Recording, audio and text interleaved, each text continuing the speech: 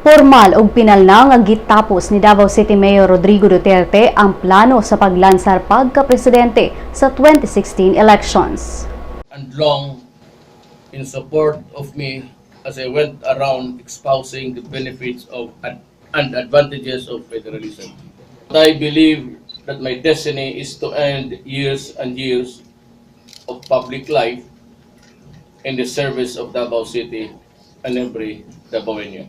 Matud pa ni Duterte nga kung musugot ang iyang anak nga si Inday Sara Duterte Carpio nga molansar pagka-mayor sunod tuig, mo retiro na siya sa politika. Dismayado ang daghang supporters ni Duterte apan ilang girespetuan ang desisyon sa mayor.